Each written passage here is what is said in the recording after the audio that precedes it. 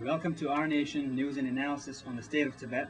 I'm Tendor, and I'm sorry that Lhadon couldn't make it today, so I'm going to do this by myself. And we told you yesterday about some developments in Lhadon, some of the protests that have happened, and hearing about hundreds of Tibetans having participated in those protests. Today, I want to tell you about some reports that are coming out about how the Chinese government is building up troops in Tibet. They're moving more and more soldiers into Tibet now in the lead up to Losar, Tibetan New Year, and also in the lead up to March 10th, which it seems like the Chinese government is very insecure about. And first of all, I'll just read you a little bit from an article in the AFP article from Beijing, and the title is China Issues Call to Crush Tibetan Separatists. Actually, after talking about the troop buildup in Tibet, I'll also spend a little time talking about this very interesting book that I was reading on the train this morning, Nonviolent Resistance in Lithuania, and spend some time drawing the comparisons between the Lithuanian nonviolent struggle and the Tibetan nonviolent struggle. So here in this article, it says China has ordered government and security forces in Tibet to crush any signs of support for the Dalai Lama, state media said Thursday, as the 50th anniversary of an anti-Chinese uprising nears. So they're talking about the Tibetan National Uprising of 1959, and the anniversary falls on March 10th. And as we move closer to it, the Chinese government is obviously feeling very insecure, unsure how to do. That's why they are going back and forth on a lot of decisions, putting restrictions, and now they're not only increasing restrictions but moving additional Chinese troops onto the Tibetan plateau. Conference of Chinese authorities has ordered to mobilize and fully deploy to maintain stability, the Tibet Daily said, in a possible indication that China fears unrest ahead of March 10th anniversary. And here is another article from the New York Times, and this one is written by Edward Wong. It just came out today, and he talks about Chinese officials have significantly increased security forces across Tibet in the face of a grassroots movement to boycott festivities during the coming Tibetan New Year, according to residents of the region and recent visitors. So he's writing about the No Losar movement, basically. And here I want to clarify something. Losar is the Tibetan New Year again, and of course, it's not a boycott of Tibetan culture or anything. It's the language here. Boycott Losar, or sometimes say no to Losar. It's kind of like unfortunate twist in the language, because it makes it seem like people are rejecting Tibetan tradition or culture. What it actually is on the Tibetan New Year, just like a few days before on the Chinese New Year, the Chinese government is forcing the Tibetans to pretend to be happy, to seem happy, to look happy, and engage in singing and dancing, so the world sees the photo or images of happy Tibetans and thinks that everything in Tibet is fine. And the Tibetans, on the other hand, have a lot to mourn, have a lot to be sad about, and not much to celebrate at all, because last year in 2008, after the uprising and the crackdown, the Chinese government actually killed hundreds of Tibetans. The Tibetans inside are saying they've killed thousands of Tibetans and imprisoned thousands, disappeared many more, and that's why the Tibetans are actively encouraging each other to participate in a campaign to not celebrate Losar, to boycott the festivities of the Tibetan New Year. And here,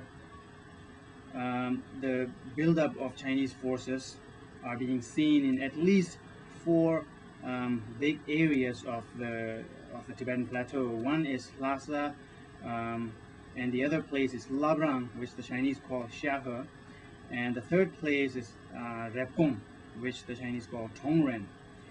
And of course in Lhadon. Lhadon is the area where we have seen the most recent protests involving hundreds of Tibetans. And here the article goes on to say about Lhadon. A monk, Lhadon 37, shouted slogans from a street corner supporting the Dalai Lama and calling for a New Year's boycott. The next day, hundreds of Tibetans took to the streets to demand the monk's release. Riot police officers broke up the protest and arrested about 20 people.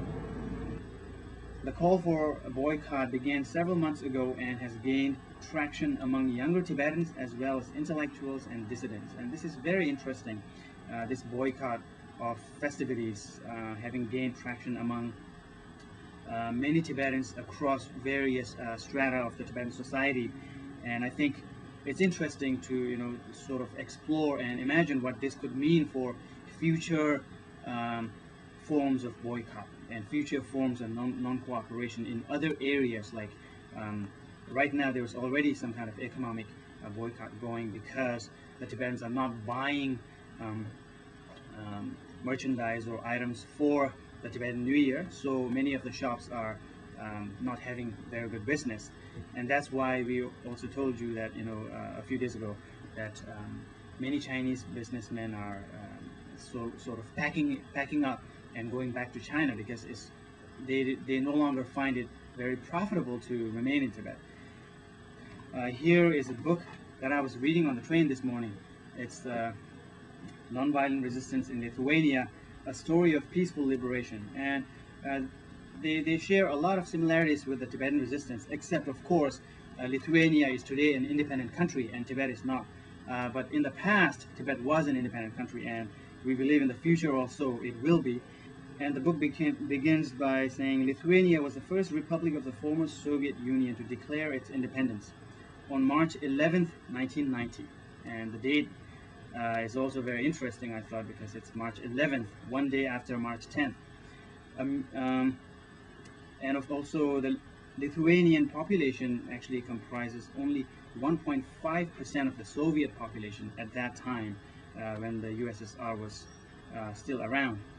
And Lithuanians inhabit only 0.3% of Soviet territory. So the area that they inhabit is even smaller than Tibet.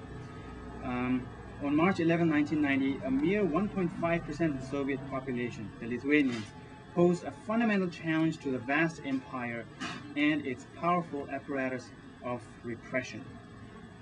Only after the bloody events of January 1991 and the failed hardline August 1991 attempt did Lithuania receive widespread international recognition. On September 17, 1991, Lithuania was granted membership in the United Nations.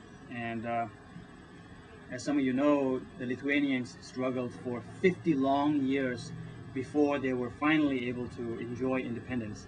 And this is the 50th anniversary of the Tibetan Uprising also. So there are some certain similarities in the numbers, the years, toward the conclusion, the book reads, heroic violent uprisings have been brutally crushed by the superior force of an oppressor. Less spectacular, though more successful, have been the steady and recurrent nonviolent mass resistance movements to attempted ethnic, cultural, and religious assimilation. Through relentless nonviolent resistance, Lithuanian leaders and activists have helped to maintain the nation's self-confidence and have imparted to people the wisdom and determination they needed at critical historical turning points, particularly in 1990 and 91. Long and ingrained experience with nonviolent resistance has invested in people the potential for power that may be activated when times are ripe for action. And I just wanted to read that as a shout out to all the Tibetans out there and our supporters, that our struggle has taken quite long by now, but at the same time, if we look at other struggles that have been successful in the past, 50 years is actually standard procedure. It's not very long, So I also want to read in conclusion one quote by an Etienne de la Beauté. I do not ask that you place hands upon the tyrant to topple him over, but simply that you support him no longer. Then you will behold him, like a great colossus whose pedestal has been pulled away, fall of his own weight and break into pieces. Once again, thanks for being with us, and thank you for watching Our Nation. news and analysis on the state of Tibet, and more to come tomorrow.